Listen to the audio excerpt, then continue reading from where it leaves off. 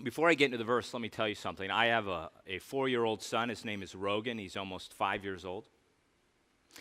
And yesterday, Saturday, my wife and I and Rogan, we went to the school that I work at. I'm the chaplain, I'm the Bible teacher, and it's a small private Christian school that needs a lot of help cleaning up. And so this was sort of a cleanup day.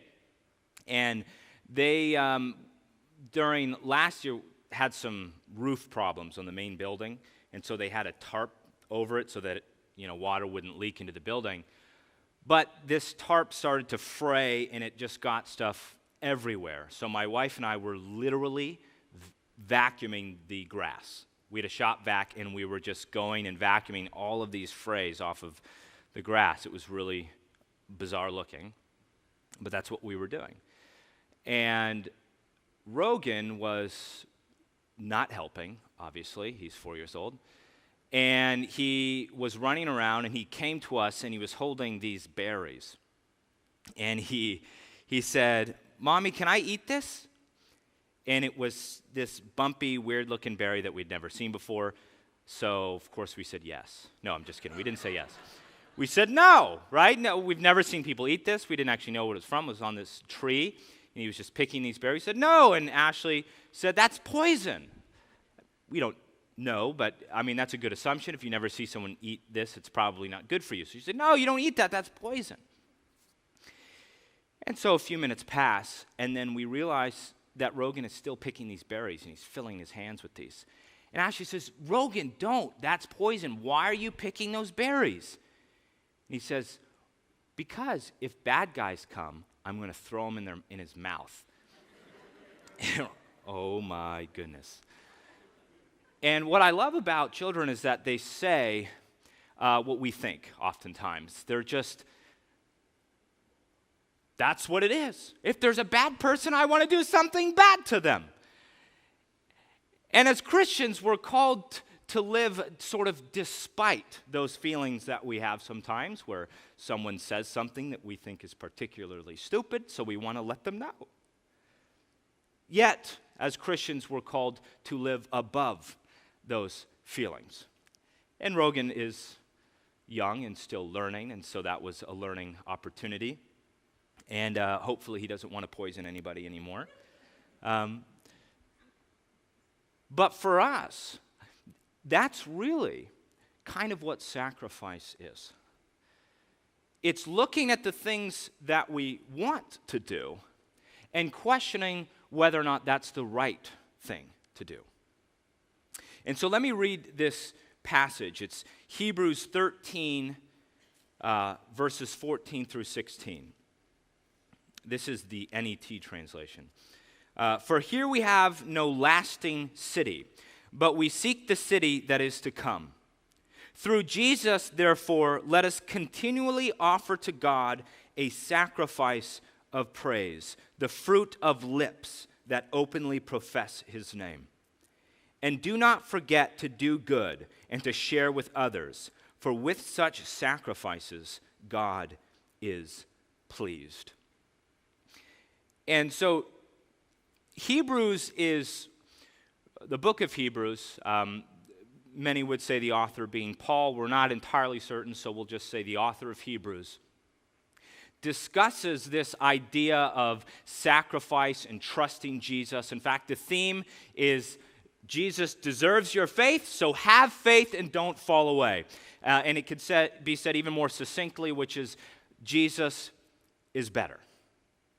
No matter what you're doing, no matter what it is that's in your life, no matter what you want to do, Jesus is better. And that's really the theme of Hebrews. And it comes down to the idea of trusting Jesus.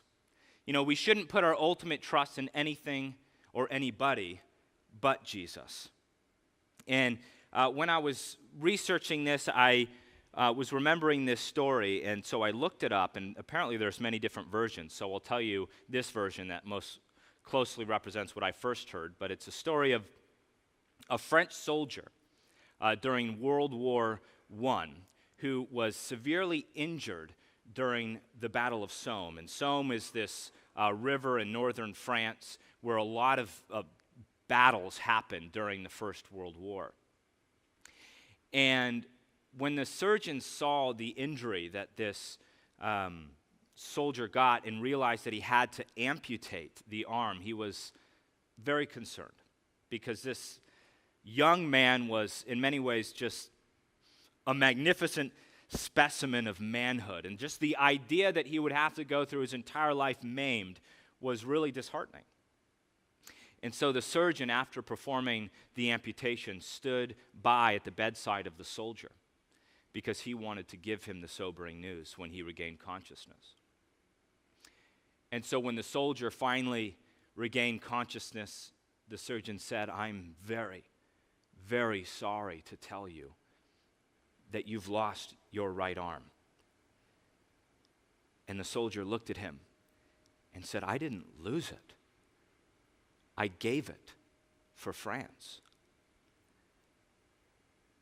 And for me, that just encapsulates the reality of what sacrifice is. It has nothing at all to do with what we lose, but everything at all to what we are willing to give. And so the sermon today, in many ways, is calling us to sacrifice in the same way this soldier did. Not that we need to give our right arms. In fact, I would strongly discourage that. But that we should be willing to give our lives for the sake of our homeland. And here in Hebrews, chapter 13 through 14, it says in the translation I read, "For we have no lasting city, but we seek the city that is to come." In the NLV, they say it a little bit differently. I don't know if I have the NLV translation, but it says right here, "For here is not our permanent home, but we look forward to a home that is still to come." And that's really the heart of that verse, that this isn't our homeland, but we look forward to a home that is yet to come. And so we sacrifice for the sake of that future home. We sacrifice for the sake of Jesus. We should be giving our lives for that reality. And in this Hebrew passage, it gives us three specific ways in which we as Christians should be sacrificing. It's with the things that we say, with the things that we do, and with the things that we are willing to give. So the three things that Hebrews here calls us to sacrifice are in the things that we say, the things that we do, and the things that we are willing to give. But that seems to me kind of self-explanatory, but the reality is, how do we get to a point to where we are willing, and in fact wanting, to sacrifice our lives in this way? First, I want to talk about sacrifice. It's a little bit harder for us now because you're not going to go over to your friend's house and he's going to be like, "Hey, let's play some video games, but before we do that, I want to slaughter this goat really quickly." If that's happening, you have weird friends, right? We don't live in a culture where everywhere you look, sacrifice is just sort of built in to the reality. But sacrifice, in many ways, has been around forever. I mean, in Jewish tradition, they were doing guilt offerings and sacrifices since the beginning. Since the sons of Adam and Eve, sacrifice has existed throughout history. Cleotarchus and Plutarch, who were ancient historians, talk of sacrifice, even child sacrifice, for the sake of Kronos and Jupiter and Baal Haman. In fact, Cleotarchus tells us that they would put children into the arms of a bronze statue and that they would light the child on fire for the sake of their gods. And what they would do is that the priests would beat drums so that it would be louder than the screams, so that the father didn't have to hear it. Imagine living in a culture where your neighbors are doing that. They also talk of Moloch, who was the Carthaginian god, who also required child sacrifice. And if you look around, even farther out, you have in India with the Vedic religion, which later sort of evolved into Hindu religion with the Brahmana texts. But they had obligatory sacrifices all the time in terms of their animal sacrifices in China and in Japan. In China specifically, you had folk religions where you would sacrifice animals, but in cases with rulers, if you served a ruler in life, you'd pretty much hope that they weren't too old, because if they died, you were expected to serve them in death too, which means you would be sacrificed.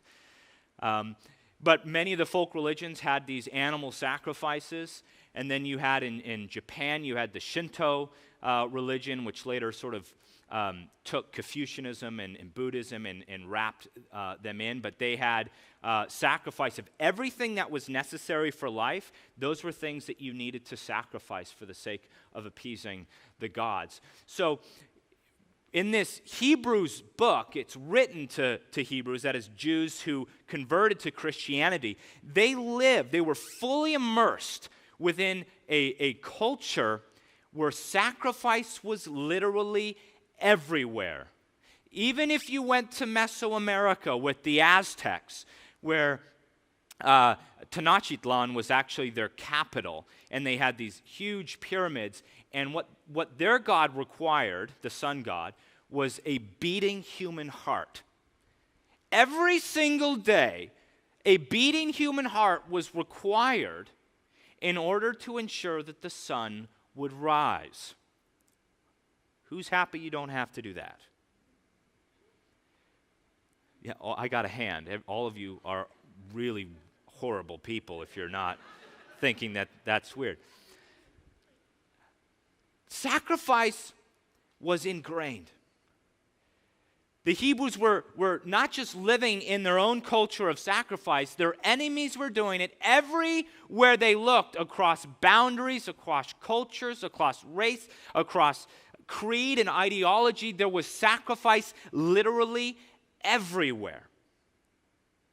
And the Hebrews were doing all kinds of different sacrifices. They were doing the guilt one that I talked about before, where they would lay their hands on usually a lamb or some other, and then the lamb would be sacrificed in the temple in order of appeasing and accounting for their sins. And then they would have a burnt offering where they would take the fat, usually out of a lamb, and they would put it on the altar and burn it, and it would make this sweet smell. If you have ever barbecued, it's sort of similar to that, where that smells really good. So they're burning the fat on this altar.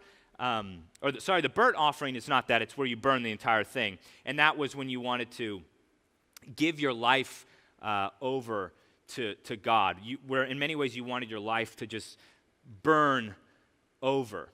When you're consecrating your life to God, you would burn it completely. Now, the peace offering is when you would burn the fat, and then you would eat it, the rest, with your family. And in many ways, you were joining in fellowship with others, and you were joining in fellowship with God. So in many ways, for the Jews, it was this really cool tradition of sharing a meal with God.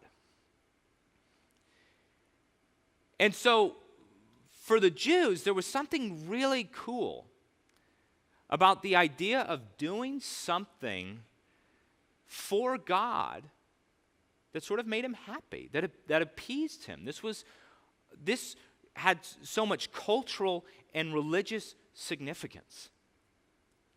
And so when the gospel writers and when the author of Hebrew comes and says, look, Jews, you don't have to do this anymore. You don't have to do any sort of ritual sacrifices anymore, because Jesus was the ultimate sacrifice. None of this is needed anymore. They're thinking, well, wait a minute. That's my life. That's just ingrained. What do you mean everybody sacrifices? We don't need to do that anymore. See, but he wasn't saying that you don't need to sacrifice anymore. In fact, he shifts really radically away from what it is to sacrifice. He said, it's easy. It's easy to give something unto death so that you can go on living. But sacrifice ought to be precisely in the living. So the shift was focused away, not what you're willing to let die for your sake, but in your life, are you willing to live for it in every moment? In Romans 12:1, which my father will preach on next week, but if I could steal a little bit from him, it says, "Therefore I urge you, brothers and sisters, in view of God's mercy, to offer your bodies as a living sacrifice, holy and pleasing to God. This is your true and proper worship." So it was no longer about a bull. It was no longer about turtle doves or pigeons or a lamb or about what you could give to death so that you could live. It was about what you are willing to do in life for the sake of Jesus.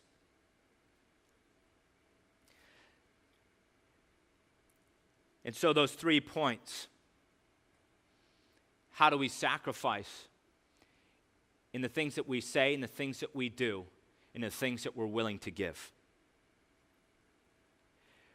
One, we have to recognize that it is precisely in the way that we live. And it's cool because I have some people from this group here today, but I am leading this small group called The Point.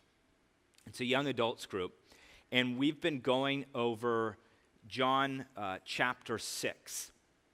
And there's a lot going on in this chapter. This is the chapter where Jesus feeds the 5,000 men, probably with their family, so probably more, where Jesus walks on water. And there's this really cool sermon he gives about eating his body and drinking his blood. That doesn't sound very cool, but we'll get to that. And Peter's confession. So there's a lot going on in this.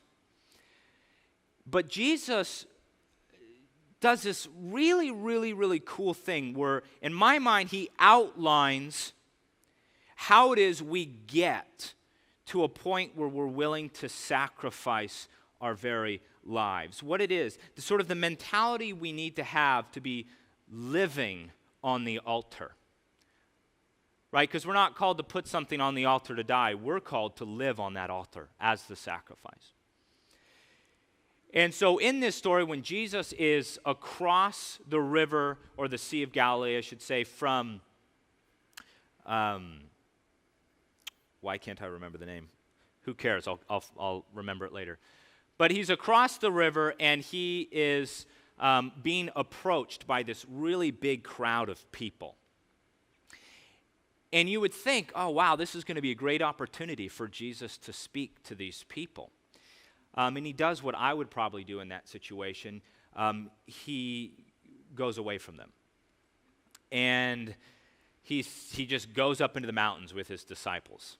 And it's kind of weird. It's like, okay, so all these people are approaching him. He's like, yeah, not now. And he goes up into the mountains. He sits down with his disciples. This is John chapter 6. And once he sits down, a crowd of people approach him. In other words, he didn't make it easy.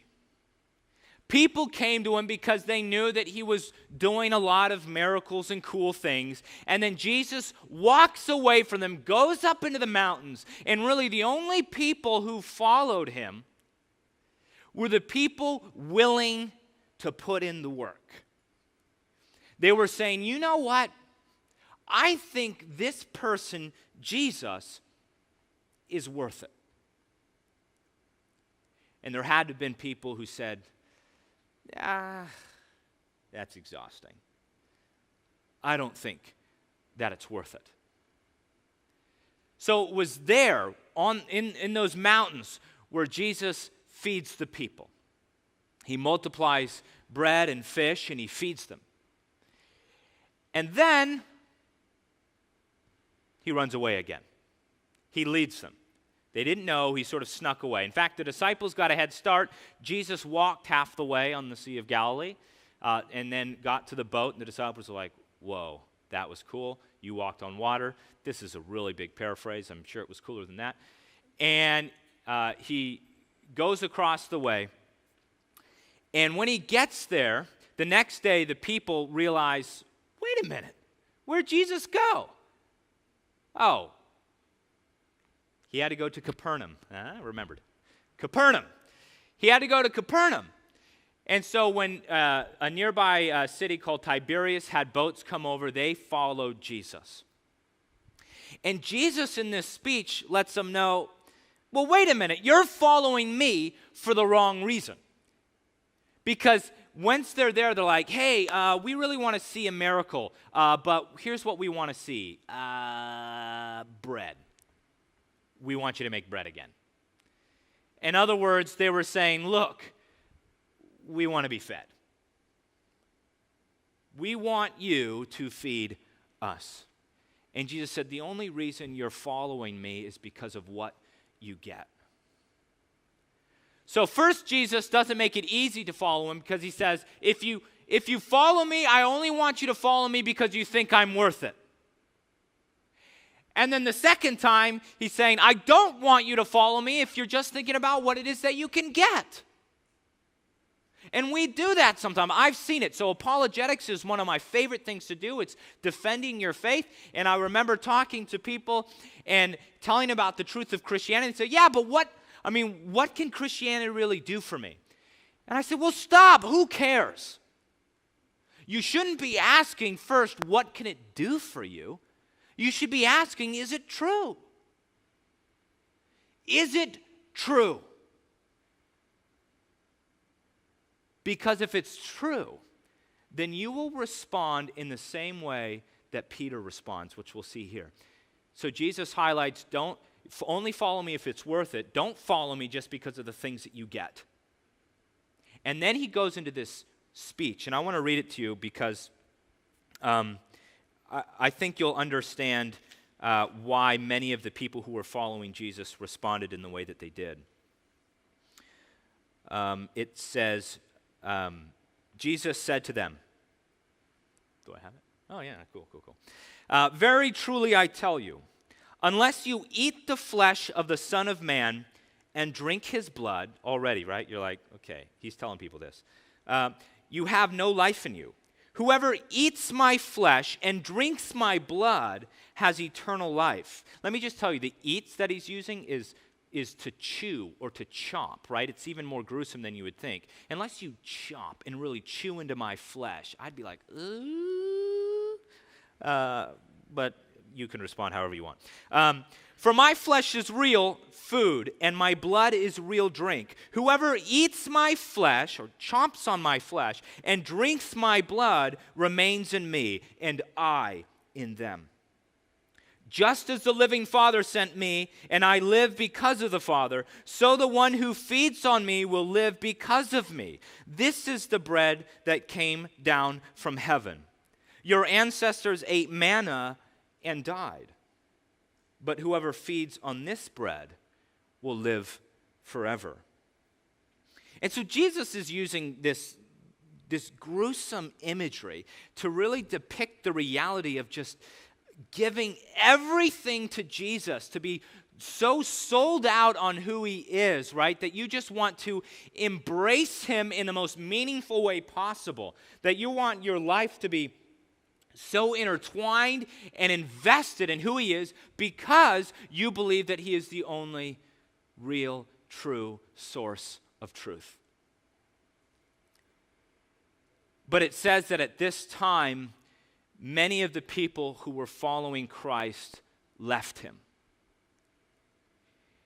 And it says they left him because this teaching was too difficult. And it's not that it was too difficult to understand. You're remembering this from the point, right? Not that it was too difficult to understand, but that it was too difficult to accept.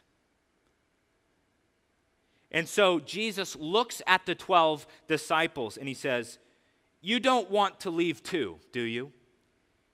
And here's how Peter responds. He says, "Lord, to whom shall we go? You have the words of eternal life.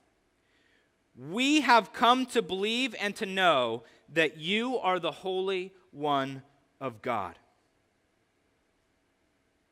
In other words, he started with trust in Jesus and therefore ended with acceptance.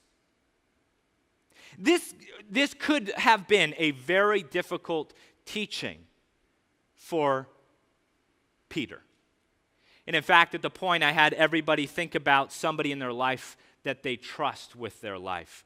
If you were to think now about somebody who could I trust with my very life? If I had to say, hey, here's my life, hold on to it, and I trust that you're going to take care of it. Who could you do that with in your life? Everybody probably has somebody that they trust in that way. My wife, several years back, went on, I'll make this really brief, but she went on this prayer walk where her and a bunch of friends sat down and they said, "God, we want you to lead us to people who need to hear about you." And so what we're going to do is we're going to write down, we're going to just sit, we're going to pray, and we're going to write down the first things that you put on our heart. And so my wife is sitting and even maybe thinking, man, some of this stuff seems pretty silly. She's writing down, like green sweatshirt. I don't remember the details, so I'm going to make up details just so that you feel like I know the story. Green sweatshirt, stop sign. That one's true, right? The stop sign. Black chair. Just all of these random details.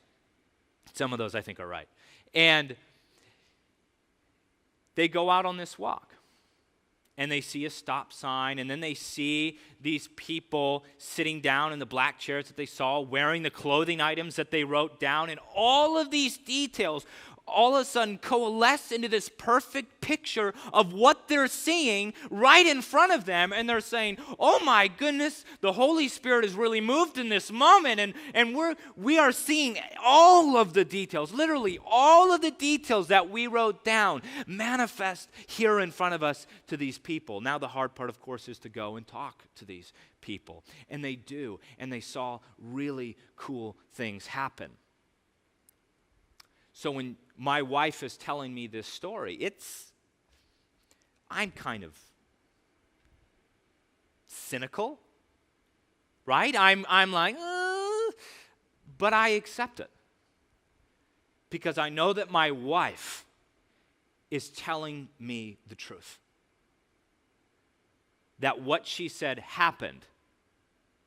Now, if some guy came up to me and was like, "Dude, let me tell you about the bright lights in the sky I saw and how it took me up," I'd be like, "I don't believe you." Right? I don't believe you. I don't have that sort of relationship with this person. And if I did have a relationship with that person, then I probably would have known they were lying. Which we all have those people in our lives too, right? Where they tell us things and we just shake our heads and say, "Yeah, that's not true." So here, Peter is demonstrating the sort of relationship that he has with Jesus, where Jesus says something that is difficult not to understand, but to accept. And Peter says, "I'm in a corner here. What else can I do? You are the only source for truth and eternal life. If you say it, the only reason that I believe that this is true is because you said it, Jesus. You said it.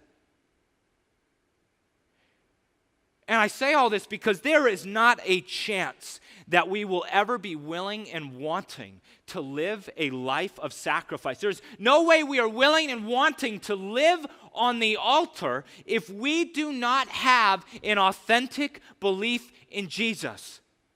Because if we do, we're in that corner too.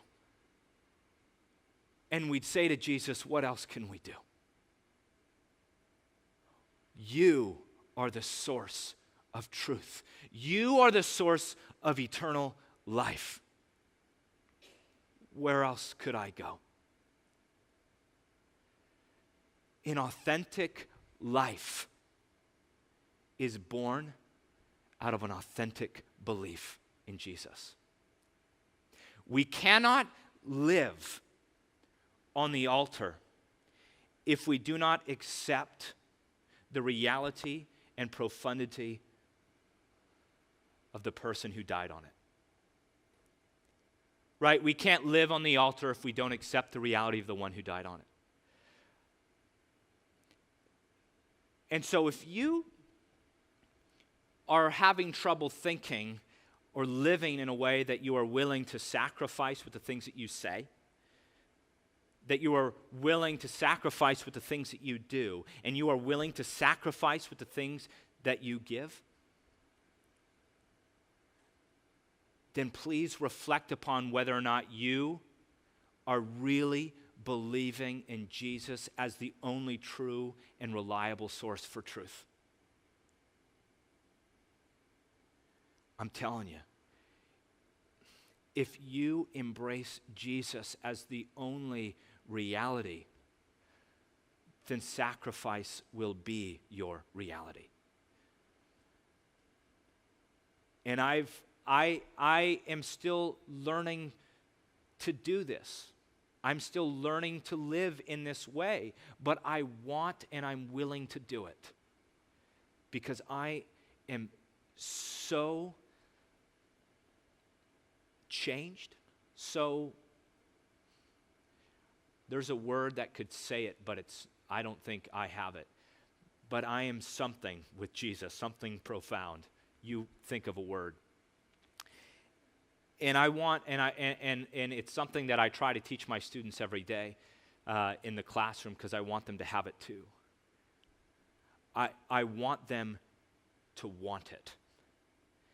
It doesn't matter if they understand. It doesn't matter if they know all the stories. It doesn't matter if they remember all the facts. It doesn't matter. None of that matters if they don't want it in their life. And so these 3 points of being willing to sacrifice in the things that you say, do, and give, more than anything else is that I want you to want that in your life.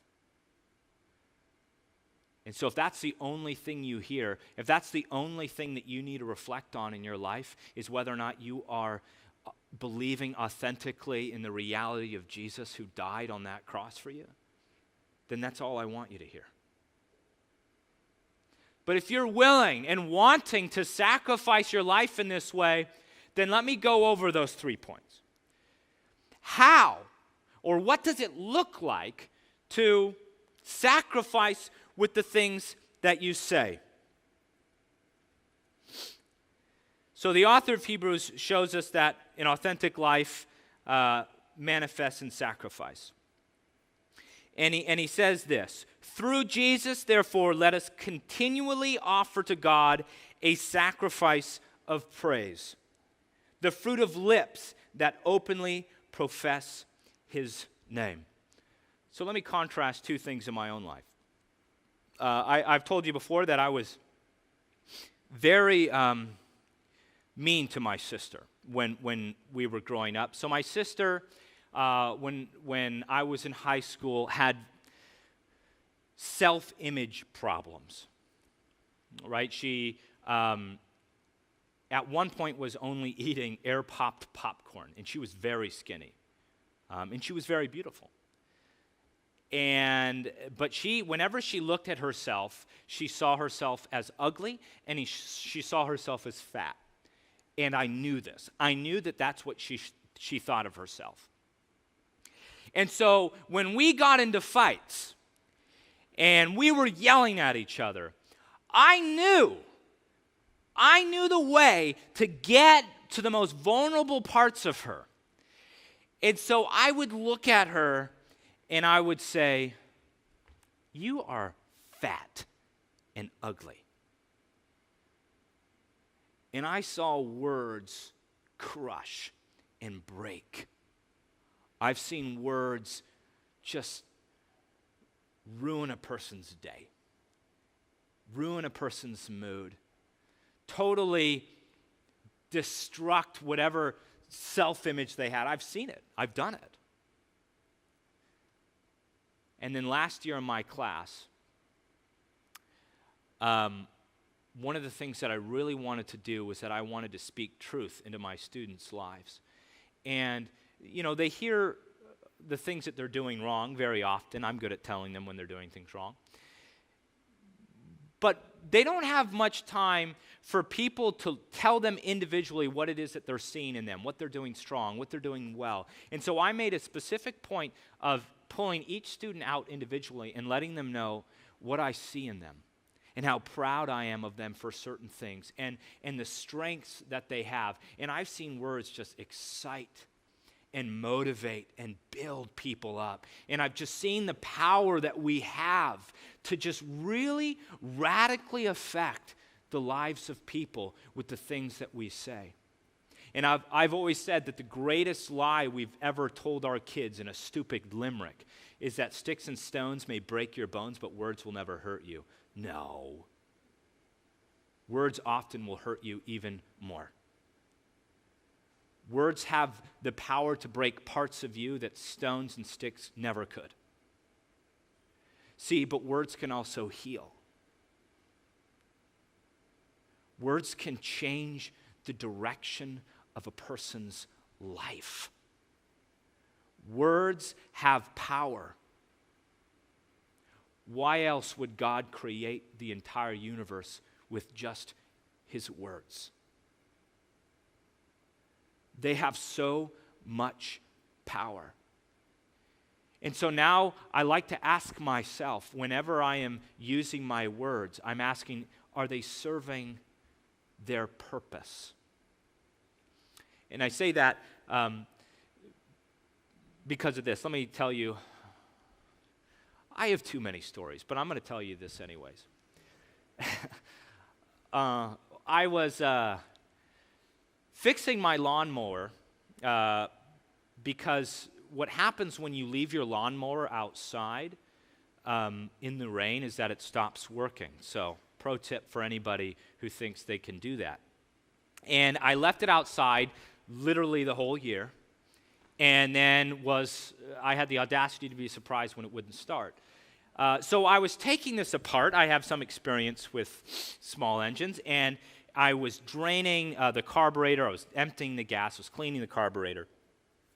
And my son, of course, wants to be out there with me and see what I'm doing, and I'm using these tools. And at one point, he picks up the socket wrench, and he just starts slamming it against the lawnmower because that's helping. And I tell him, Rogan, no. That's not what that's for. And I take him and I show him how to use the socket wrench, how to pull the bolts out, and I let him do it. And he's learning, and it's awesome. It was a really cool experience to show my son that every tool has a purpose. And fast forward to when we were fixing our bed, my son and I were jumping on our bed, and he must have broken one of the boards in there, and because it snapped, and so we have him on a weight loss program. Obviously, you know that's not true. I probably did it. And we had our box spring up, and I had to use the socket wrench to take the frame off. And we were going to put a piece of wood to bridge the two broken boards to give it back its durability and its strength. And while I'm trying to realign these boards, all I have with me is that socket wrench, right, that I use for the frame. So I start hitting the boards to align them. And lo and behold, my son's there. What does he say? He looks at me with dubious eyes. And he says, "Dad, that's not what that's for." And I say, "You're right." And I was proud. And then I let him do it. No, but I was really proud that he understood that tools have a specific purpose. And when the author of Hebrews tells us here that your lips should be continually praising Jesus, if you do something, if you are mean, if you are maligning, slandering, gossiping, you should be saying, "Well, wait a minute, that's not what my lips are for." It's not about, hey, you come here on Sunday and you get to sing a song and you praise. Therefore, I now have fulfilled my duty of praise. I've done it. That was it. That's the sacrifice mentality where you put something on the altar and you let it die. No. We're called to live on the altar. This is something that you don't do in a moment, but you live in every moment. You continually praise with your lips. So when you leave here and you are saying something to somebody and it is breaking them, it is hurting them, it is mean, that's not praising Jesus. Jesus is not glorified in that moment. You are therefore not satisfying the requirement to live your life as sacrifice with your lips.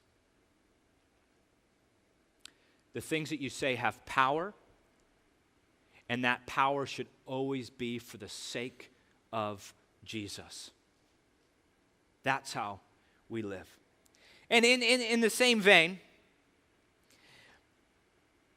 we should be sacrificing in the things that we do.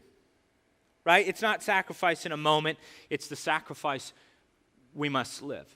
So if we sacrifice with our lips as a continual thing, we sacrifice in the things that we do as a continual thing. And really, the reality is that we have to quit thinking of ourselves as these standalone individuals, where when we say, I got it wrong. I got it wrong. Yes, when you get it wrong, but also think about how it hurts the image of Jesus. I worked at Costco for 8 years, and I was at one point managing the membership and the marketing department. So when you walk into a Costco for the first time and you're like, hey, I want a membership, that's my team, right? That was my team. And they're going to try to convince you to get their executive membership and their credit card. It's a Visa now. It was American Express when I was there. And I was very, very good at getting a team of people to be successful at this. But here's the thing. At Costco, everyone who's been to a Costco, most people have been to a Costco, image is really big to them. Member service is really big to them. They want to look good. They want to have the best member service. And so we have to satisfy that standard and that image. And when I was there, we had a gentleman. Let me be really good at making this name up because I usually just say the real name. Bob. That's easy. So Bob was a little too good at this. And I started to get complaints from members that would come in and say, well, wait a minute, I got this thing in the mail saying I got this American Express. I didn't sign up for that. And I'm thinking, well, that's not good. And I go up on the computer and I look up and it's this guy, Bob, who was signing these people up. And I realize in the research that I do that this guy is defrauding these people, right? He's flipping over this application and be like, and then you need to sign here, And they didn't realize that they were actually signing the spot saying that they're going to be getting that American Express card, right? And so then he would just sign them up when they left. That's really bad. That's really bad. And I remember having to sit down. I had to let this guy go, obviously. And one of the things I said to him was, think about what Costco represents. Now ask yourself, does what you did, does it represent Costco?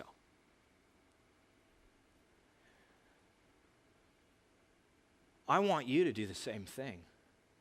Don't be thinking, man, did what I do today represent Costco? No. Did what I do today, does it represent Jesus well, right? The things that I'm doing don't just affect my own image. You exist in fellowship. If you are that person who says, I'm a Christian and you are a stupid idiot, no offense. It's like, well, wait a minute, that's really offensive, right? If you are somebody who says they're a Christian, but does not sacrifice in the things that they say, and certainly doesn't sacrifice in the things that they do, then you're not just hurting yourself. You are hurting the image of Christ and what he represents. And the last one, since I am pretty much out of time, the last one is simple. Sacrifice in the things that you say, sacrifice in the things that you do, and sacrifice in the things that you are willing to give. We are so dang spoiled. We have so much. And if we are not willing to give of ourselves, of the things that we have, for the sake of Jesus and for the sake of others, then we're not living a life of sacrifice. We're living a life for ourselves. And that's not what we should be doing. And what I love, I think, most about this passage, because I feel like I identify with it, is that it ends with saying, if you live a life of sacrifice in this way, it pleases God. When Rogan was going through swim lessons, he had this thing that happened where he wouldn't put his hand under the water. It was actually super annoying. He would just slam his face on the water really quickly because he was so afraid. And so he had his goggles on. He would just go whap, whap, whap, and be like, I dunked my head. I'd be like, no, you just smashed your face really quickly on the water. Put your whole head underwater. But he was so afraid. In fact, he would be at his swim lessons, and when he knew it was coming up, he would just be bawling. So I'm just watching my son in the water crying because he knows he's going to have to put his head under the water. And even then, he would just smash his face into the water. I'm thinking, oh, this is so hard. I said, Rogan, I want you to do this. It's, being brave is not about not being afraid. It's about when you're scared and doing it anyways, right? And trying to tell him all these motivating things. And eventually he overcomes this. And I remember at one of the swimming lessons, he's crying. And then he dunks his head under the water, and he sort of realizes it's not that bad. And then he dunks again, and he dunks again, and he dunks again, and he's got it. And when he is out of the pool and dried off, and he's back in my car, and we're driving home, he says, Daddy, I dunked my head under the water. I said, yeah, that was awesome. And he said, are you proud of me? I said, yeah. And man, I love being proud of my son. When he was up here during the vacation Bible school and he was singing those songs and doing those hand gestures, I was just proud of my son. And I identify in that I can just see God in heaven when we are willing to live a life of sacrifice and knowing that it pleases him. That he can just be like, I am proud. I'm proud of you. that just brings it close to home for me. The idea of him being, Rogan wanted to make me proud. And I wanted to be proud. And I think that we should have the same heart, the same authenticity, where we should want to make God proud and know that he wants to be proud of us. And so I can tell you this. If you are not sure whether living a life of sacrifice in the things that you say, do, and give is worth it, or perhaps you're wondering what you could get out of it, or perhaps you're just thinking it's too difficult to accept, stop. Reevaluate whether or not you are actually embracing Jesus as the full and total reality of truth. That he has the answers. Because if you believe that, then instead of saying, I don't know, it's too hard, or it's not worth it, you would say, what else can I do? If Jesus is the only way, then it's the only way I'll go. Living a life of sacrifice just is an authentic life born out of an authentic belief. And then, if you're at that point and you want to give your life in that way, then question the things that you say, do, and the things that you're willing to give. And ask yourself, is this the purpose? My lips, when I say something, is that fulfilling the purpose of praising Jesus? The things that I'm doing, is that fulfilling the purpose of glorifying God? And the things that I'm willing to give or not give, is that fulfilling the purpose of glorifying God? Because only then will you be living a life on the altar as a living sacrifice. Please pray with me. God, I thank you so much that you are a God who is willing to die for us. And I just pray so much that we would have that authentic belief, God, the belief that changes us. It reorients our purpose, God.